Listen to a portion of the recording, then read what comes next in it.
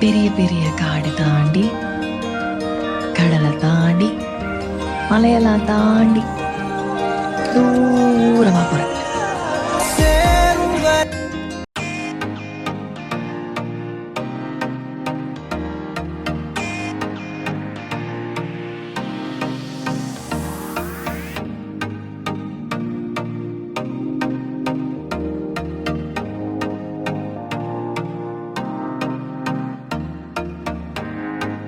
Hello friends, welcome to our channel memory trips. இன்றைக்கி நம்ம வீடியோவில் என்ன பார்க்க போகிறோன்னா, இந்தியாவோட ஹிஸ்ட்ரியில் ரொம்பவே முக்கியமான ஒரு கிங் யாருன்னா திப்பு சுல்தான். அவங்க எப்படியெல்லாம் ஆட்சி செஞ்சுருக்கிறாங்க, அவங்களோட நாலேஜ், அவங்க ஸ்கில், இதெல்லாம் அவங்க வாழ்ந்து அவங்க ஆட்சி செஞ்ச இடத்துலையே டைரெக்டாக போய் பார்த்து தெரிஞ்சுக்க போகிறோம். இப்போது டனல் மாதிரியான ஒரு இடம் கிராஸ் பண்ணோம் இல்லையா, அதுதான் ஸ்ரீரங்கப்பட்னாவோட என்ட்ரன்ஸ் கேட், நுழைவாயில் அப்படின்னு சொல்லுவோம் இல்லையா. இந்த ஒரு மாஸ்கில் தான் திப்பு சுல்தான் அவங்க ரொம்பவே விரும்பி ப்ரேயர் பண்ணுற இடம். இந்த ஊரில் ஸ்ரீரங்கநாதர் கோயில் இருக்குது.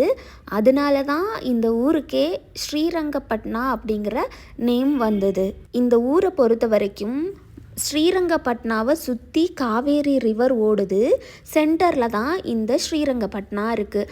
ஐலாண்ட் மாதிரியான ஒரு ஊர் தான் ஸ்ரீரங்கப்பட்னா. திப்பு சுல்தான் அவங்க மைசூரை ஆட்சி செஞ்ச காலத்தில் இந்த ஸ்ரீரங்கப்பட்னா தான் மைசூரோட கேபிட்டலாக இருந்தது. இந்த ஸ்ரீரங்கப்பட்னா ஒரு ஹிஸ்டாரிக்கல் பிளேஸ் அப்படின்னு தான் சொல்லணும். இப்போது நாம் இதில் பார்க்க போகிறது தான் ஸ்ரீரங்கப்பட்னாவோட மேப். நீங்கள் பார்த்தாலே தெரியும், ஸ்ரீரங்கப்பட்னா சுற்றி காவேரி ரிவர் ஓடுது. ஐலண்ட் மாதிரி இந்த ஸ்ரீரங்கப்பட்னா இருக்குது. ஃபஸ்ட்டு நாம் ஸ்ரீரங்கப்பட்னாவில் பார்க்குற இந்த ஒரு பிளேஸ் எதுன்னு பார்த்தீங்கன்னா, அண்டர் கிரவுண்ட் வாட்டர் ஜெயில் அப்படின்னு சொல்லுவாங்க.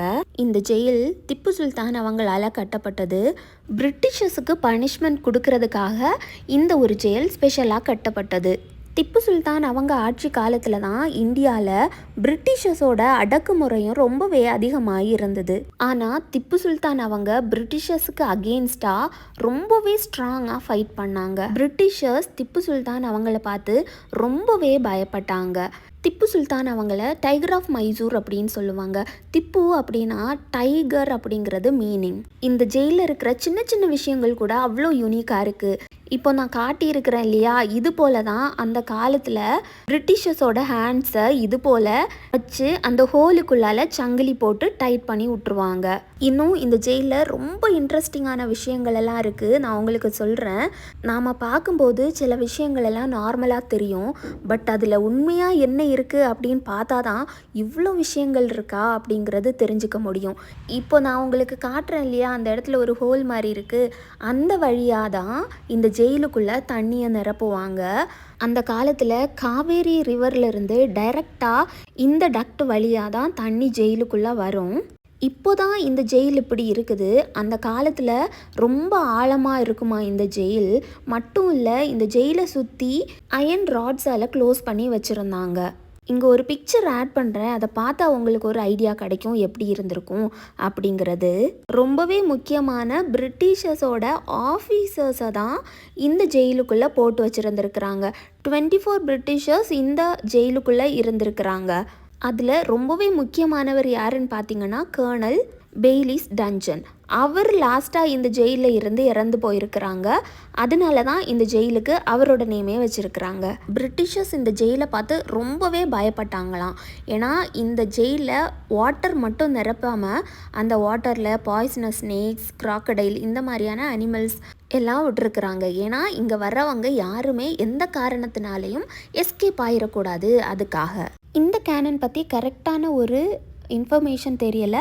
பட் என்ன சொல்கிறாங்க அப்படின்னா, அந்த காலத்தில் வாரப்போ மிஸ் ஆகி வந்து விழுந்தது அப்படின்னு சொல்கிறாங்க. இன்னொரு விஷயம் என்னென்னா, அந்த காலத்தில் பில்டிங்ஸ் எல்லாம் சிமெண்டெல்லாம் வச்சு கட்டலை. சிமெண்டெல்லாம் கிடையாது இல்லையா, சுண்ணாம்பு, எஃகு, செங்கல், கருங்கல் இதெல்லாம் வச்சு தான் கட்டினாங்களாம். பார்த்தாலே தெரியுது எவ்வளோ ஸ்ட்ராங்காக இருக்குது அப்படிங்கிறது. இந்த வாட்டர் ஜெயிலில் டனல் கூட இருந்திருக்கு. அந்த காலத்தில் திப்பு சுல்தான் அவங்க இந்த டனல் வழி தான் வந்தாங்களாம். இப்போது க்ளோஸ் பண்ணி வச்சுருக்கிறாங்க, மெயின்டைன் பண்ணாமல் அப்படி இருக்குது. இன்னொரு சூப்பரான இன்ஃபர்மேஷன் சொல்லட்டா, இந்த வேர்ல்டுலேயே ஃபஸ்ட் டைம் மிசைல் கண்டுபிடிச்சது யார் அப்படின்னு பார்த்தீங்கன்னா திப்பு சுல்தான் அவங்க தான். இது யார் சொன்னது அப்படின்னு பார்த்தீங்கன்னா டாக்டர் ஏபிஜே அப்துல் கலாம் அவங்க ப்ரூஃபோட சொல்லியிருக்கிறாங்க. லண்டனில் ரோதுண்டா மியூசியமில் இன்னுமே திப்பு சுல்தான் அவங்க யூஸ் பண்ணின மிசைல்ஸ் இருக்குது. இதெல்லாம் பார்க்கும்போது திப்பு சுல்தான் அவங்க எவ்வளோ இன்டெலிஜெண்ட்டாக நாலேஜபிள் பர்சனாக இருந்திருக்கிறாங்க அப்படிங்கிறது நினைக்கும் போதே அவ்வளோ இதாக இருக்குது. இதெல்லாம் நம்ம அடையாளம். கண்டிப்பாக மைசூர் போகிறீங்க அப்படிங்கிற பட்சத்தில் இந்த ஸ்ரீரங்கப்பட்னா நம்ம பொக்கிஷம் இதெல்லாம் நீங்கள் போய் விசிட் பண்ணணும் ஃப்ரெண்ட்ஸ்.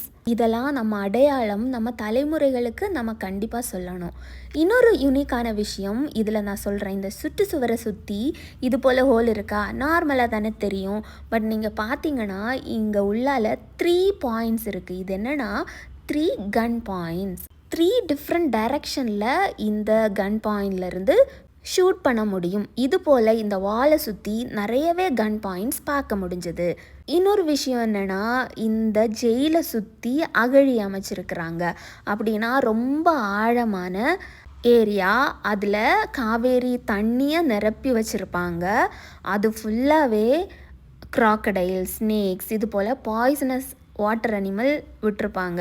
ஸோ யாராலையும் அவ்வளோ ஈஸியாக இந்த ஜெயிலுக்குள்ளே வரவே முடியாது. அவ்வளோ சூப்பராக இருக்குல்ல.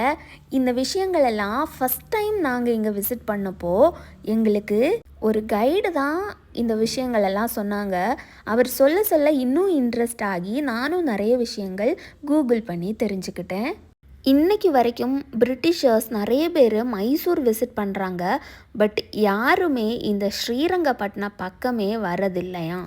இது போல் ஸ்ரீரங்கப்பட்னாவில் இன்னும் நிறைய பிளேசஸ் இருக்குது. நம்ம செகண்ட் வந்திருக்கிற பிளேஸ் எதுன்னு பார்த்தீங்கன்னா இந்த வாட்டர் கேட். ஸ்ரீரங்கப்பட்னாக்குள்ளால் என்டர் ஆகிறதுக்கு Mysore gate, Bangalore gate, water gate அப்படின்னு 3 என்ட்ரன்ஸ் இருக்குது. இதில் இந்த வாட்டர் கேட் அப்படிங்கிறது ரொம்பவே முக்கியமான ஒரு கேட். இந்த ஒரு கேட் சீக்ரெட் கேட்டும் கூட. பிரிட்டிஷர்ஸ் திப்பு சுல்தான் அவங்கள பார்த்து ரொம்பவே பயப்பட்டாங்க. திப்பு சுல்தான் அவங்கள கண்ட்ரோல் பண்ணவே முடியலை பிரிட்டிஷர்ஸால். டைரெக்டாக திப்பு சுல்தான் அவங்கள எதுவுமே பண்ண முடியலை பிரிட்டிஷர்ஸால். ஸோ திப்பு சுல்தான் அவங்களோட மினிஸ்டர் சித்திக் அப்படிங்கிறவரை காசு கொடுத்து வாங்கிட்டாங்க. இந்த கேட்டு நீங்கள் பார்த்தாலே தெரியும், இதில் ஸ்பைன் மாதிரி இருக்குது. அது எதுக்குன்னா அந்த காலத்தில் யானைகளோட நெற்றியை வச்சு தான் ஓப்பன் பண்ணுவாங்க இந்த கேட்டெல்லாம். பட் இதில் ஸ்பைக் மாதிரி இருக்கு இல்லையா, அது யானைகள் முட்டும்போது அதோட நெற்றி பக்கத்தில் வலிக்கும். ஸோ தட் யானைகளால் கூட ஓப்பன் பண்ண முடியாத அளவுக்கு தான் இந்த கேட்டெல்லாம் பண்ணி வச்சுருக்குறாங்க. திப்பு சுல்தான் அவங்களோட மினிஸ்டர் சித்திக் அவர் இங்கே காவலாளிகள் எல்லாம் சேலரி வாங்க போன டைம் பார்த்து பிரிட்டிஷர்ஸுக்கு இன்ஃபர்மேஷன் கொடுத்துட்டாங்க. ஸோ இந்த வாட்டர் கேட்டில் யாருமே காவலுக்கு இல்லாத நேரம் பார்த்து பிரிட்டிஷர்ஸ் உள்ளே நுழைஞ்சு திப்பு சுல்தான் அவங்கள ஷூட் பண்ணிட்டாங்க. இப்போ நாம் பார்க்குற பிளேஸ் எது அப்படின்னு பார்த்தீங்கன்னா திப்பு சுல்தானோட டெத் பிளேஸ். இந்த இடத்துல தான் திப்பு சுல்தானோட டெட் பாடியை கண்டுபிடிச்சாங்க. திப்பு சுல்தானை வஞ்சத்தால் வீழ்த்தின இடம் இந்த இடம் தான். டைரெக்டாக ஃபேஸ் பண்ண முடியலை அப்படின்னு சொல்லி வஞ்சத்தால் தான் வீழ்த்தினாங்க. அந்த காலத்தில் மட்டும் இல்லை, இந்த காலத்தில் பார்க்குறது கூட அவ்வளோ ஆச்சரியமாக இருக்குது. இது ஒரு சின்ன ஊர் தான், ஆனால் இந்த ஊருக்குள்ளேயே அவ்வளோ ஃபேமஸான ஒரு டெம்பிள் இருக்குது, அவ்வளோ ஃபேமஸான ஒரு மாஸ்க் இருக்குது. இங்கே இருக்கிற ஜனங்கள் எல்லாம் அவ்வளோ அன்பாக சாதி மதம் எல்லாமே கடந்து அவ்வளோ அழகாக வாழ்ந்துட்டுருக்குறாங்க. அது பார்க்குறதுக்கே அவ்வளோ நிறைவாக சந்தோஷமாக இருக்குது. கண்டிப்பாக மைசூர் விசிட் பண்ணுறவங்க இந்த ஒரு நம்ம பொக்கிஷமான இந்த ஸ்ரீரங்கப்பட்னாவையும் விசிட் பண்ணுங்கள். நம்ம முன்னோர்கள் எவ்வளோ இன்டெலிஜென்ஸோட எவ்வளோ சூப்பராக ஆட்சி பண்ணியிருக்கிறாங்க அப்படிங்கிறது உங்களுக்கு தெரியும். இப்போ நம்ம வந்திருக்கிற பிளேஸ் எதுன்னு பார்த்தீங்கன்னா இது ஸ்ரீரங்கப்பட்னாவோட ஃபோர்ட்டு. இங்கே மட்டும்தான் என்ட்ரன்ஸ் ஃபீஸ் இருக்குது, 25 rupees பர் பர்சனுக்கு. நைட் டைமில் இங்கே லைட் ஷோ கண்டக்ட் பண்ணுவாங்க. இங்கே ஸ்ரீரங்கப்பட்னாவோட டெம்பிள், ஸ்ரீரங்கப்பட்னாவில் இருக்கிற மாஸ்க், இன்னும் திப்பு சுல்தான் அவங்க பேலஸோட மாடலும் பண்ணி வச்சுருக்குறாங்க. அதில் நைட் டைமில் லைட் ஷோ கண்டக்ட் பண்ணுவாங்க. லைட் ஷோக்கு பர் பர்சனுக்கு 100 rupees. சார்ஜ் பண்ணுறாங்க. Light show Kannada and English லாங்குவேஜில் கண்டக்ட் பண்ணுறாங்க. ஈவினிங் 7 to 7:45 வரைக்கும் இங்கிலீஷ் லாங்குவேஜ்லையும் 8லேருந்து 8:45 வரைக்கும் கன்னடா லாங்குவேஜ்லேயும் லைட் ஷோ கண்டக்ட் பண்ணுறாங்க. இந்த ஃபோர்ட்டுக்குள்ளாலையுமே இது போல் ஜெயில் பார்க்க முடிஞ்சது. சுவடுகள் நிறையவே பார்க்க முடிஞ்சது. இது போல் கேட்டு பார்க்க முடிஞ்சது. நம்ம பார்த்த பிளேசஸ் எல்லாமே ஸ்ரீரங்கப்பட்னா ஊருக்குள்ளாலேயே கொஞ்சம் டிஸ்டன்ஸ்லையே வந்துடும் ஒவ்வொரு பிளேசஸும். ஸோ மறக்காமல் கண்டிப்பாக விசிட் பண்ணுங்கள். அவ்வளோ விஷயங்கள் இந்த ஸ்ரீரங்கப்பட்னாவில் இருக்குது. கண்டிப்பாக மைசூர் விசிட் பண்ணுறவங்க 1 day ஸ்பெண்ட் பண்ணி இந்த ஸ்ரீரங்கப்பட்னா பற்றி ஃபுல்லாக தெரிஞ்சுட்டு போங்க. இதெல்லாம் உங்கள் குழந்தைங்களுக்கு சொல்லிக் கொடுங்க. நம்ம ஹிஸ்ட்ரி பற்றி நம்ம பேசலைன்னா வேறு யார் பேசுவாங்க?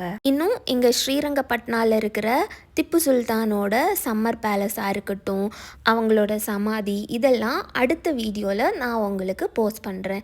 இந்த வீடியோ நீங்கள் ஃபஸ்ட் டைம் பார்க்குறீங்க அப்படிங்கிற பட்சத்தில் இந்த வீடியோ உங்களுக்கு பிடிச்சிருந்ததுன்னா கண்டிப்பாக சப்ஸ்கிரைப் பண்ணி சப்போர்ட் பண்ணுங்கள். அப்போ தான் இன்னும் வீடியோஸ் மேக் பண்ணுறதுக்கு எனக்கு ரொம்ப மோட்டிவேஷனாக இருக்கும். இந்த ஒரு சேனலில் நிறையவே ட்ராவல் வீடியோஸ் நான் உங்களுக்காக கொண்டு வரேன். மேபி டைரெக்டாக உங்களுக்கு போய் பார்க்க முடியலைன்னா இந்த வீடியோ பார்த்து நீங்கள் தெரிஞ்சுப்பீங்க இல்லையா? இல்லைனா நீங்கள் போகிறதுக்கு முன்னால் இந்த வீடியோஸ் பார்த்தீங்கன்னா அங்கே என்னென்ன பார்க்கலாம், என்னென்ன இருக்குது அப்படிங்கிறத பற்றி உங்களுக்கு ஒரு ஐடியா கிடைக்கும் இல்லையா? ஸோ கண்டிப்பாக சப்ஸ்கிரைப் பண்ணி சப்போர்ட் பண்ணுங்கள். அப்போ தான் வீடியோஸ் மேக் பண்ணுறதுக்கு எனக்கும் மோட்டிவேஷனாக இருக்கும்.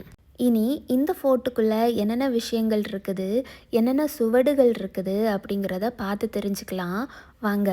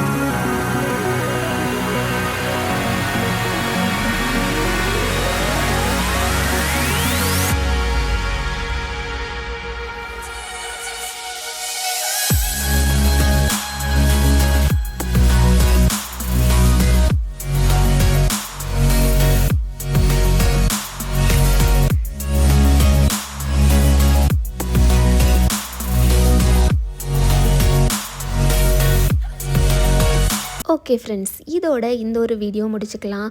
இந்த வீடியோ உங்களுக்கு பிடிச்சிருக்கும், நீங்கள் என்ஜாய் பண்ணியிருப்பீங்க, உங்களுக்கு யூஸ்ஃபுல்லாக இருந்திருக்கும் அப்படின்னு நான் நினைக்கிறேன்.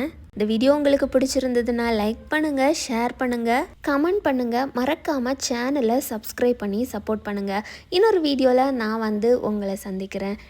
அது வரைக்கும் டேக் கேர், பை.